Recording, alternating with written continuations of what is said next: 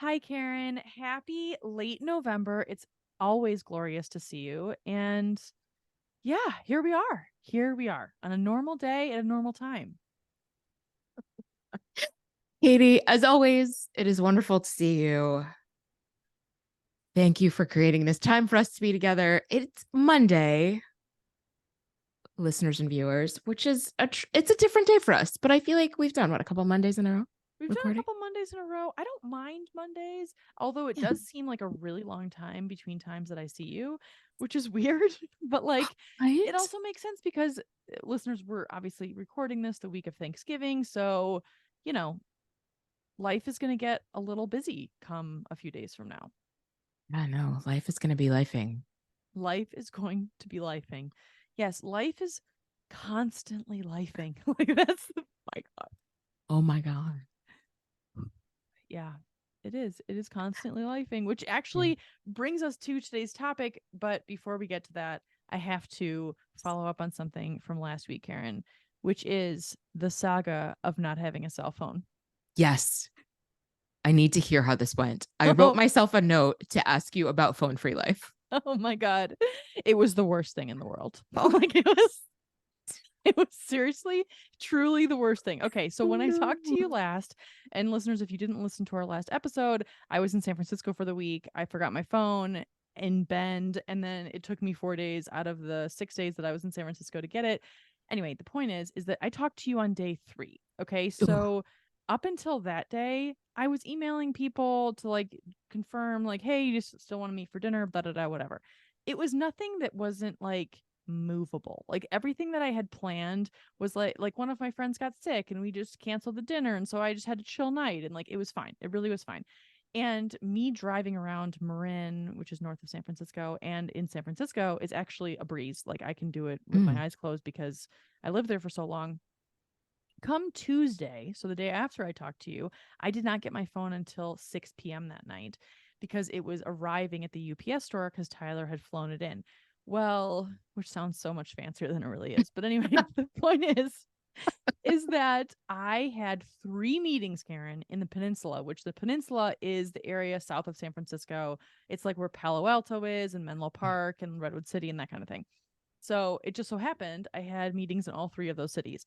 Well, the problem is that I truly do not know anything about that area. Like I really don't. Like even though living in San Francisco for as long as I did, I never went down there. It's kind of weird for me not to have gone to Stanford. Like I just never did. It never like came like I just there's no reason for me to have gone down there. So I was completely up a creek, and my first meeting was at 9 a.m. And I wrote down on my paper plate because I was writing directions on a paper plate. And I was ready. I was super early. Everything was fine. At least I was early, thinking I was early. Well, I got hella lost.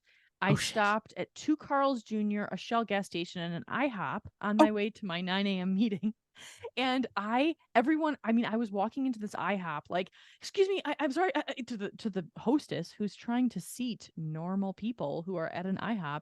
There is me, a Tasmanian devil, who is like careening in, sweating in like a really nice business casual outfit, saying like, mm. "Oh my gosh, can you please help me with this one direction? And am I in the right place?" I had no idea where I was. I was Oh looking, and my I was being God. so careful to look at every single exit. Oh, P.S. Last week was also APEC, which was the conference where Mm. Biden and Harris and the president of China just so happened to be in San Francisco, which, by the way, like never happens. And I know it was like this historic meeting, yada, yada, yada. You can extrapolate that there was quite a bit of traffic. So there's that too.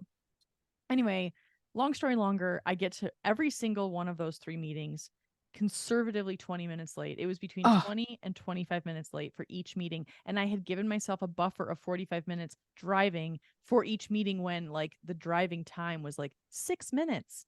No, no, no, no. It's oh not God. 6 minutes. It's 55 minutes if you're me. Oh, And so like it was oh, so Katie. bad, Karen. Honestly, I was like crying and like I mean, I was trying not to cry because I was not going to fuck up my mascara. Damn it.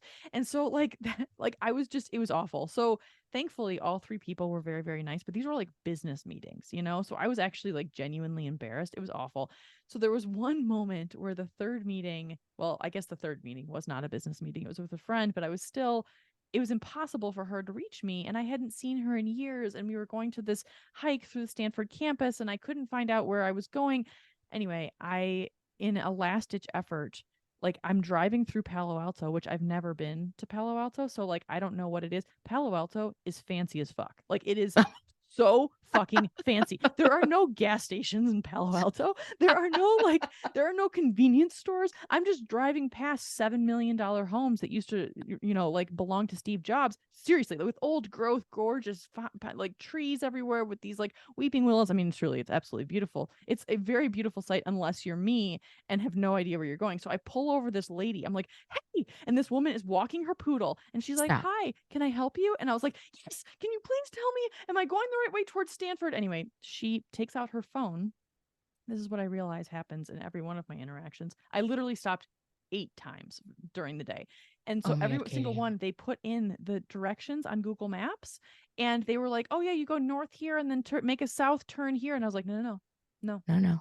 no, you need to tell me right or left. Oh That's God. I was like right or left. And then I'm like yelling at this lady with this poodle, even though I mean I wasn't yelling, I was a little less friendly than normal. Like it was like my seventh stop. And so like she points me in the wrong direction. I start driving and I start passing the Tesla company headquarters and I'm Oh, like, wait a minute. I'm like, this is not the Stanford campus. Like, what the fuck? And so I pull up next to this 16-year-old in like a Toyota Tacoma, like truck. And I was like, I scream out my window and I was like, is this street behind me or ahead of me? And he's like, oh, ma'am, what? I never been asked right. directions. He's never even known what life without the internet is or Snapchat, whatever the fuck. Anyway, and so he tells me, he's like, oh no, you have to make a U-turn. And so I do. And I finally arrive Oh God. Oh God. and I ate a lot of pizza and wine for dinner because I needed to like eat my feelings. So anyway, Yes. word to the wise, this is a PSA to never forget your phone, especially when you're going someplace where you truly don't know where you are. Because like being in Palo Alto among all those old growth trees with the $7 million homes, like I genuinely could have been in China. Like I was like, I don't know anything. I have no direction. I could just end up in San Diego. Like I don't know where I am. So anyway, thank you for Oh my listening. God. That got a little long. Sorry about that. It's quite all right. That was an epic saga and it needed to be an epic story. And I'm filled with anxiety Oh, picturing this. Like, oh my God. I feel like the loop that my brain is doing, and I don't know if this is what was happening for you, but it's like, this would be so much easier if I had my phone. Why don't I yes. have my phone? Do you know what I mean? Like every challenge just goes back to this place of, fuck, if I just had my phone. Yes, the whole Oh, time. The whole time because then you think, "Oh, I'll just text someone to tell them I'm late. They won't care." No, no. No. They you don't have won't. text messages in 1992. So that didn't work. Like this. What the hell did we do? What did we do? What did we do? Were we just not late back then? I don't know. Like, I mean, what did we do, Karen?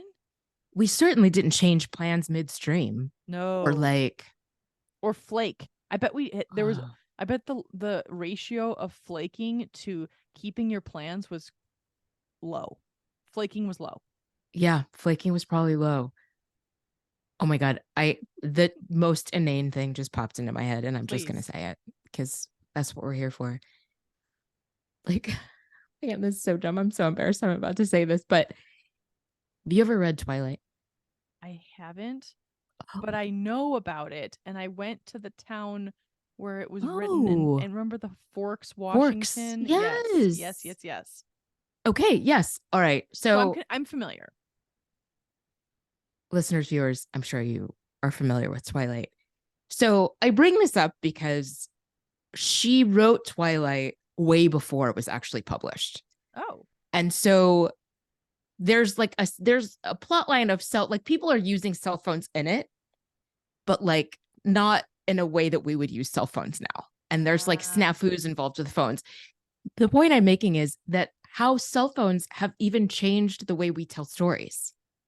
Oh. Because like I'm just thinking of like all of the near misses that happen when you miss a call or right, like all of these things. You have to change that when like, what do you mean I missed a call? Like it's right here. My phone's right here. Totally. That is where my head went. It went to fiction and like how it's totally changed even that. That's Having a phone. so, I love that so much because it's like it has changed the cellular structure of our beings.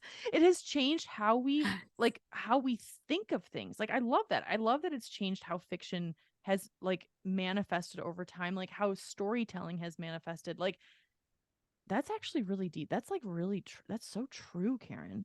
Because it's like you can't pretend that you missed a call from your ex when you just have it on your phone. Like it's like, or like, oh, mom, you called me? Shit, I didn't know. Damn, not you, mom. I know I'm not talking about you. She's listening. But like, proverbial mothers. Like that's yes. Yes. Like sitcom moms. Like I just think about like how many pre-cell phone sitcoms had a premise based on a misunderstanding, a missed call, a missed visit, missed whatever that like a cell phone makes that plot point, moot. Like, no, Totally. I texted you the address. What are you talking about? Totally. And now you don't even have like an excuse to say that you like came across the wrong way when you're in a text. Because like when you're texting with people, if they don't put like a thumbs up or an emoji, oh, they are pissed as hell.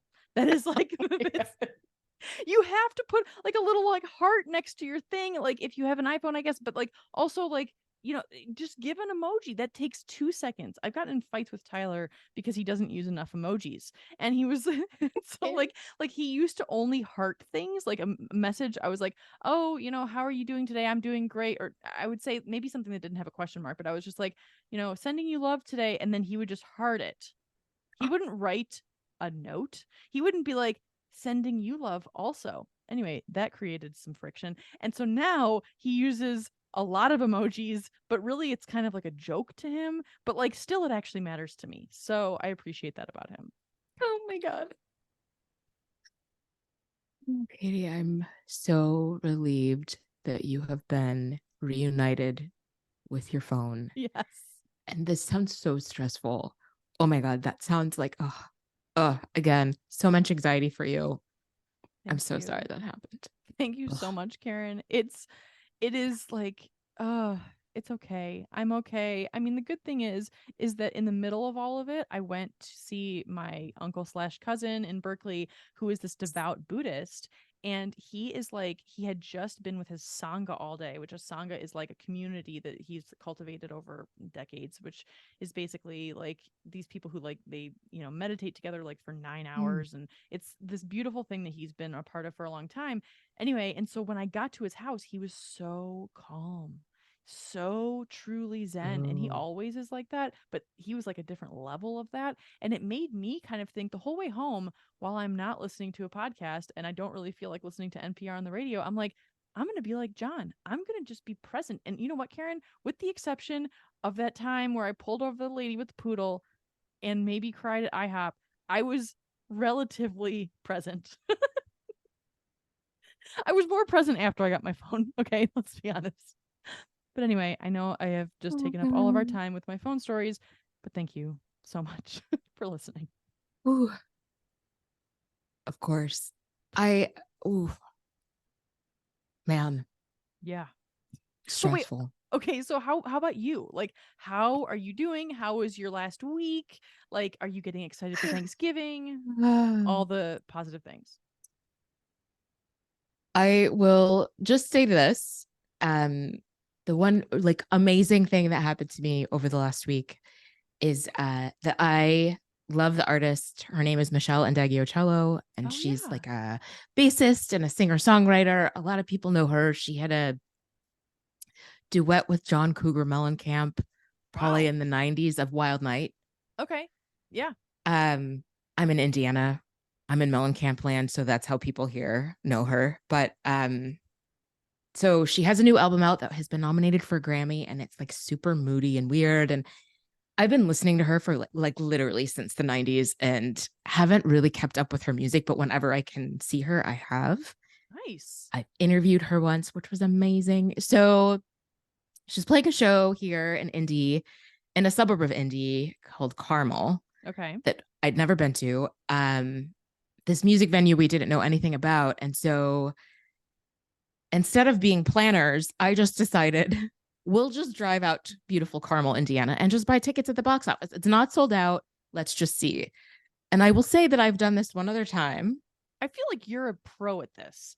Oh my God, this is my concert hack. Go to the box office an hour before the show starts. I've mentioned this before. And like the artists typically have held tickets like for themselves, for their friends, their family, whoever. Yes. And if they don't get claimed, then they get released. So I got 7th row tickets, right, to see Jill Scott in Chicago years ago, the Chicago Theater, like literally walking up, sitting next to people who had like camped out, like legit had camped out to get their tickets. This is so such a brilliant hack. I love this so much. If a show is not sold out, just go to the box office the day of. So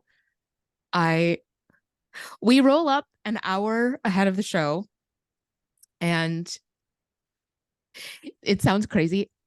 We got 2nd row tickets. Are you serious? Holy shit, Karen, for real? Oh my God, that's amazing. Right. And the woman was like, yeah, people don't like sitting on the sides. So the side tickets were like, there were tons of available seats, like really close, like literally 2nd row. It was wild to me. So that was the good news. And it was like such a great, like I said, weird, moody, like beautiful musicians. And they did this thing I've never seen before in all of my years of concert going. I've never seen this. So the opening act comes out, and he's from Lafayette, Indiana, which was like really cute. So he's like, I'm extra nervous. He's got family in the audience, whatever. Aww. So he plays, and it's just him on stage with a couple instruments. And then the bass player comes out, and then the keyboardist comes out like gradually during songs. And there's one song when the whole band comes out, including Michelle Ndayotello, and sits and plays in with him for his last song because he's in the band. Oh my God, what? That's so cool. That's so cool. Oh my God.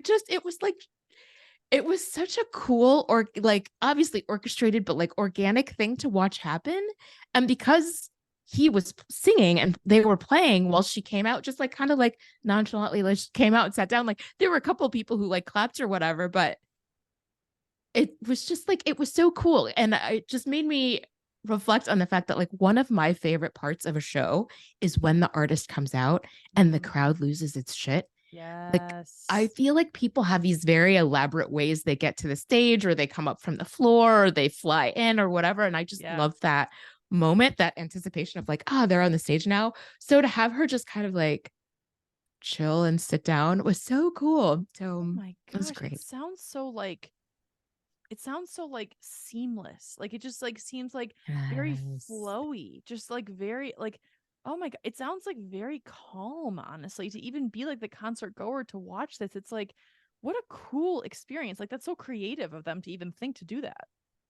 I know, literally never seen it. And the other thing I'll say is that so the Carmel, Indiana, Carmel, as it turns out, is a super bougie suburb here. Oh, it is not Palo Alto bougie, but it's Indiana bougie, right? Yeah. And their Christkindl market was happening like at basically there's a plaza next door to this big, beautiful theater. That was the other thing. The theater where this show was like stunningly beautiful, big pipe organs and just stunning. And so this market, the first night of this market was happening. So there's like, I mean, boots with glog in them and like the whole like the whole Christkindl wine and yes, the whole thing. So it's this winter wonderland. It like feels like something out of a bad holiday movie, and we had to walk through it to get to the theater. And I look over and I'm like, MLB, is that a reindeer? They had a fucking reindeer, Katie. They had a reindeer, a live one, like a real one. Oh yeah. And there was a line of people to like have their picture taken with it, all the shit. And it was like, what is even happening? We'd gotten there early. We got the tickets, and they're like, I'm sorry, you can't bring your backpack into the show. So we had to go back to the car, drop off my backpack. Oh my God, help us.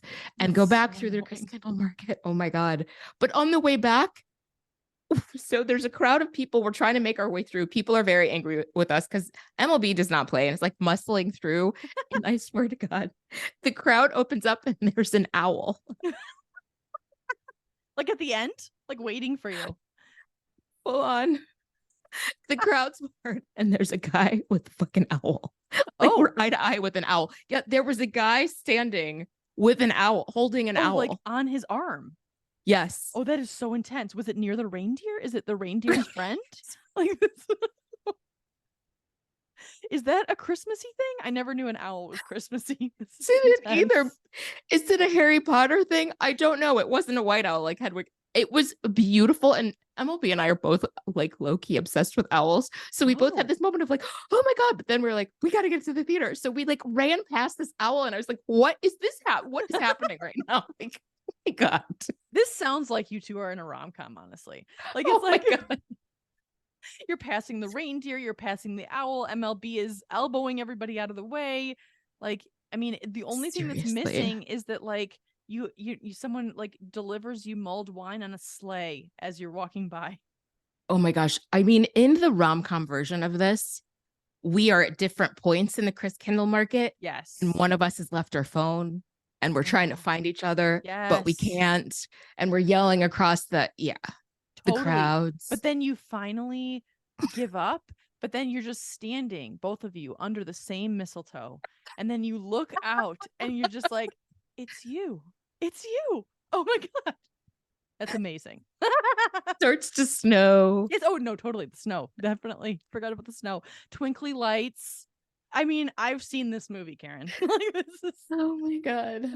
oh my gosh. And then you got second row seats. That sounds like the best weekend ever, honestly. That sounds was this Saturday night? That's so This cool. was Saturday night. Yeah, it was great. That's And we met this badass. great couple and like we're supposed to hang out with them. Like it was really like That's just so great. I know. It was really such a magical, cool experience. And I'm like so glad that we like did all of these things we've never done before, right? Like I'm so impressed. You really oh, did. And you also, I have to congratulate you and like, or like commend you.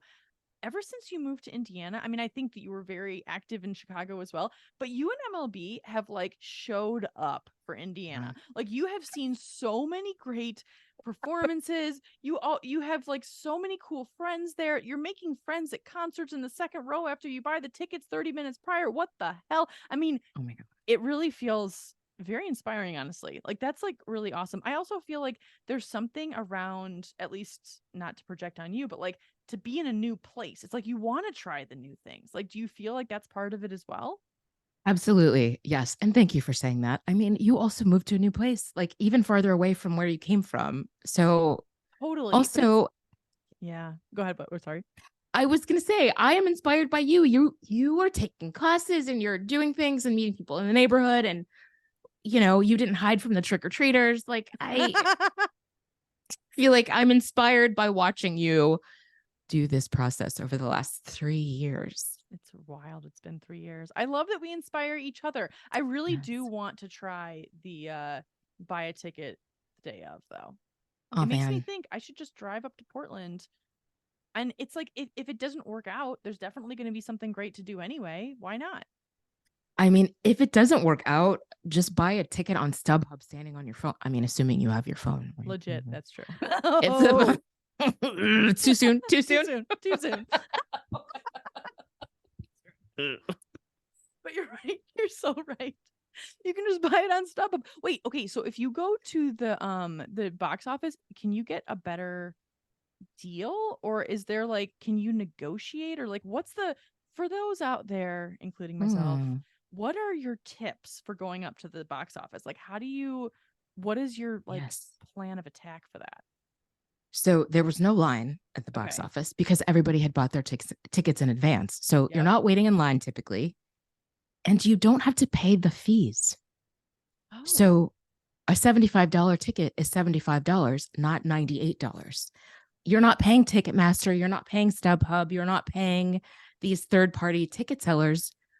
You're just buying the ticket at face value from the box office. that is so brilliant. I love that. I really do. Like this is like a real hack. Like this is, I mean, did you think at all when you were on your way to Carmel that you were like, if it doesn't work out, it's okay. We'll just go to dinner or whatever. Like, or were you like, this must happen? Like, it's like, what is the energy that is like, how did it feel for you? It was not a Beyonce level of energy. I'm just going to say that. Yeah.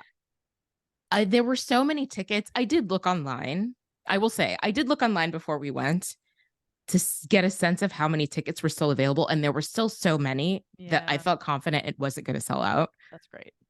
So, yeah, I just rolled the dice. I mean, that Jill Scott's show, though, was sold out. And I still was just like, let me just, I mean, there's always going to be people who can't show up for whatever reason. So, Always. So true.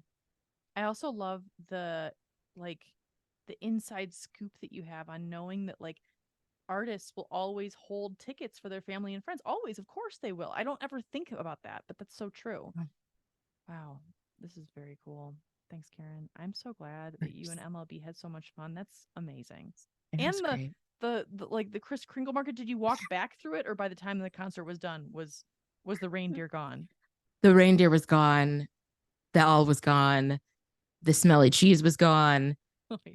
Oh my gosh, what are those little um oh god, what are they called? Cheese curds. Oh no, I do like the cheese curds, the fried cheese. Okay. Um they're little fish where you eat the whole, that's not sardines. There's like maybe Oh, smelts or something. There's like, yeah, some I kind think of I know what you're fish they talking sell on a about. bun. Wait, they put the fish on a bun? Yeah. Hmm. Yeah. Oh man. I What's also funny is I'm sure this is like, I don't know anything about this cultural phenomenon. I probably sound like an asshole, but Chris Kindle Market, it was the exact same Chris Kindle Market that's in downtown Chicago. I've been to that one. Yes. Okay, but So have years I. ago, like 15 years ago. You've been there too? Yeah, it's very Yes. cool. But it's the I same used to live. thing. Yeah. Oh, Oh, yeah. oh, that's right. You would have lived on like downtown, of course. Yes. So it is the same faux wooden cabin buildings where you're buying scarves and assorted paraphernalia. And yeah, it was really like, wow, this is the exact same thing. Oh, that's so interesting. Good to know. Carmel has a thriving Chris. It's Chris Krindle, right? I think it's Kindle. Chris. I always call it Chris Kingle. Mark Kringle. I do that too, and I think that's wrong. I think it's Chris Kindle. Like, Kindle. Got it. Like I the don't. Amazon Kindle reading device. Got Someone is yelling, screaming at us right now. But it. yes, Sorry, Tori, that we're not totally sure. Oh my God. Okay. Well, this is awesome. I'm so glad that you had so much fun. And thank you. I also love that we texted each other similar ideas for Yes, today's pod pretty much simultaneously. I love that you yes, commented that we share a brain. I mean, I agree. And yeah, this yes. topic is very present for many people this week. I think going into Thanksgiving, but also just like widely. So go ahead, go ahead. I just am excited about it. Yes. All right. So I'll say what I texted you, and then you built on it. And what I texted was protecting your peace and your energy Yes. at a time when the world is literally at war. Yeah. I mean, and then also the way that I saw it was that I think going into the holidays can be very joyful for many, many people. And of course, I only wish joy for everyone. And yet, the reality for some people is that this is not a joyful time. This is something less than joy. And for some people, it's a lot less than joy. It's very painful for various reasons. And so, how do you protect your peace? Like, if you're walking into a Thanksgiving situation where I know one of my friends, she is Jewish and she is going into a situation where she actually is doing a bunch of research on the war between Israel and Hamas because she needs to come prepared and basically I don't want to say armed, that's not what I mean. It's like she needs to come ready. Like she needs to come ready with like really serious facts and like historical knowledge and all of this stuff. And it's stressful for her because she is trying to defend her own position and yet also come from like a place of, you know, education. And it's just, I think, yeah, that's kind of combining these two topics also. So, yeah. Yes. Ugh. I that resonates with me a lot. I have a lot of colleagues who are facing a similar situation who do not agree with their parents or their families about this conflict, and their parents feel very betrayed by them. And yeah, it's very complex and very nuanced and very complicated and super emotional. And I feel like you want to talk about generational trauma? Like, it is baked into people's bodies, this conflict and this like strife, right? And all of the words that you could use to describe this that I won't use. And in the midst of all of that, how do you protect your own personal peace and your own energy? And the way I have been thinking about it is like this, like, it's really trite now to say it this way, but like this idea that if you have a very strong yes, then the little no's become easier. A big yes makes a little no easier. Like, my big yes is I'm trying to lose these 25 goddamn pounds I lost over the summer wilding out. So the little no is I will not have an old fashioned. Did I have an old fashioned? Yes, I did. But that's an example, like having this big, yes, I'm saving money for this trip. Yes, I'm trying to go back to school. Yes, I'm trying this thing. And so all of these little no's are easier. And I feel like a big yes is I have to protect my peace and my energy. Yes. And like, what are this? I love what you say about the little no's, because it's like, it is small things that add up to protecting peace.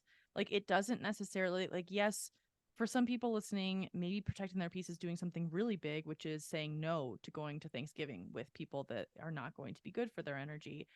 That is a big one. But I think the smaller ones are, if turning off NPR for, like a day, or doing something where, like, going to, at least in my situation, like a dance class. Today I was pretty stressed out, and there's a dance class at 9 o'clock in the morning, or 9:30 in the morning on a Monday, which seems like the worst time in the world to go to dance class. And like, yet I didn't have any meetings at that time today, but I had something that I was like, I could I could just stay and just look at my calendar and like do a few things while I'm waiting to see if a meeting comes through, or I could say, fuck it, I'm going to protect my peace and go to my dance class. And I'm so glad I did, Karen, because it's just better for my Yay. body and my mind and my spirit. But like, I just think that I also think that, like, and I love that idea of little things. I just like interrupted myself and now I forgot what I was going to say. Sweet. Well, that's okay. Giving ourselves grace, I guess, is what I was thinking. Mm, Oh, I know, I remember now. So what I was also thinking is like, I do want to acknowledge that there is a narrative, specifically when it comes to this war that is happening, and it's in the news every day, and it's on the cover of my New York Times on my kitchen island right now, and it's everywhere, that you shouldn't be protecting your peace. There is a mm, narrative around that you should allow your heart to break, and that there's a lot of shoulding of like, you should get really, really fucking angry about this because that's the only way things will get better, or, that kind of thing. And I think that everyone has a different narrative around that. And I'm not trying to be here to be, like prescriptive in any way. I just think it's, I actually had a close friend recently who said this exact thing to me. She comes up with a word for the year every year, and mm. the word that usually comes to her isn't something that she like thinks hard about. It just kind of comes to her, and she like tries to listen to her intuition, and it usually comes around January, February. This year, for next year, it came like in late October, and she was like, oh, that's interesting. And she was like, I'm afraid to tell you what it is. And I was like, Mm. oh, well, okay, if you don't want to tell me, that's okay. She's like, no, I want to tell you. And I was like, okay, what? And she's like, it's delight. And she's like, Oh. I don't think it's okay for my word to be delight when all of this is happening. And I was like, okay, I'm like, what if we need delight more than we've ever needed it? What if we need joy more? What if that's an act of resistance? What if, I don't know, it's so hard to like put language to this stuff, but I just think that like, it's okay to even accept the idea that it would be helpful to protect your peace. Like, you don't have to engage in every single thing that is happening if that's not going to be protecting your peace, and you're still a good person. Like, that's, I don't know. Now I'm getting too preachy. I mean, I plus one all of those things. And also this idea of like, just like you were talking about with your uncle who meditated and was levitating, when you saw him, like, peace is contagious. Like that Yes. energy of like, I am protecting my peace and I am protecting my energy from negativity and other people's nonsense is something that is palpable for people when they interact with you. And that is also valuable to put out in the world and getting like, I mean, yes, be rageful. Yes, be angry. Yes, be heartbroken and all of those things. But is that really a place you want to live all the time? Right. And is that a healthy place to live all the time? And yeah, I think that's what comes up for me. And also, I feel like for me, a little no right now, or a like mini, just like I'm surrendering this to protect my peace, is realizing how often people feel like they need to have the last word. Ooh. I don't know if you've ever realized, like, or not realized this, or like noticed this. Like, I interact, I feel like at work with a lot of people who I will say something that I feel like, okay, well, this part of this conversation is now over and we're going to move on. And they just feel like they have to either reiterate what I've just said or reiterate a point, like, and well, it took me a while to realize this. And it took a couple go rounds of this dance of like, no, but that's what I just said, or that's what you just said, or that. And I realized, like, oh, this person has to have the last word. Ooh. It's just a thing. And I'm just going to see that because I feel like sometimes it just starts to feel like conflict to be like, no, I'm going to say the last thing. No, I'm going to, you know what I mean? And Yes. yeah, it's just thing like even things like that are just like, okay, I'm going to give you that. I mean, that's so beautiful because, like, when you do give them that, does that feel more peaceful to you? Like, how does that feel in your body? Yes, I just am like, I find myself like, try, like, I'm like, am I that person? Because I find myself trying to say something and realizing, like, no, no, just, okay, we're done. Yes. Just stop Yes. talking. Just stop. Totally. Say less. Say less. Totally. I find this when I'm with Tyler sometimes where like we're kind of like not in a fight, but like in a little bit of a disagreement. Like the energy is not great. Sometimes if we're driving, for example, and like I've said something and it kind of made him mad or not mad. It's like it doesn't have to be super heightened. Sometimes I'll just like go over and like touch his hand with my hand. And like it will calm both of our nervous systems. And it's like I am choosing peace over continuing this conversation. And it's not that I'm like silencing him at all. It's more that like sometimes I realize that the thing, instead of just continuing to like harp on the same topic, I'll just go over and give him a hug. And like Yes. it doesn't always solve everything, but it does actually protect my own peace because it's like I don't always have to be right. That's not always where I'm at. Like sometimes I do feel like I do, but like exactly what you're talking about with the last word, I think that can be extrapolated to so many things. It's like, wait, what if you just didn't engage? Like what if it was just like how peaceful would that be? Like it just I think for me I would still be like ratcheting up in my mind, but eventually there's nothing to bounce off of if the other person isn't like a feed there is no feedback loop. And so then like eventually the peace comes, it seems. Yes. It's so true. It is really like, yeah, it really is just the surrendering, like we've said, like surrendering to just like that sense of like, this is my intention. Like my big yes is my peace and my energy. And yeah, I just wish that more people were practicing this out in the world. And until more of them are, we can just do it for ourselves. No, totally, totally. Yes, and we can talk about it in this pod. And we can Yes. it's not an everyday thing, I think, for a lot of people. And I think one thing that I do want to point out when you're going toward Thanksgiving or interacting, I guess, with anyone, doesn't have to be for the holiday, but like sometimes protecting your peace means doing something that someone else doesn't want you to do. Like you're going Mm. to offend someone if you say no, or if you do those tiny no's that might actually inconvenience someone else, or and it's like Mm. maybe that's not as bad as you think. Like sometimes protecting your peace means you stop contorting yourself into a position that you always have contorted. Yes. Ooh. All right. We're at time. I know. All I know, right. sorry, my phone's going off. I so apologize. I will close by saying so Thanksgiving will have happened by the time folks see and hear this, but you have 2 more chances to protect your peace Christmas and New Year's, depending on what you celebrate, I guess. And yeah, I hope everyone had a great Thanksgiving. I hope this message resonates with people. I hope it does too. I love talking about this with you, Karen, and I feel like I could talk about this even more with like many, many, many more examples in the future. Yeah, this is great. Well, happy belated Thanksgiving, everyone. Happy holiday season. We will see you next week.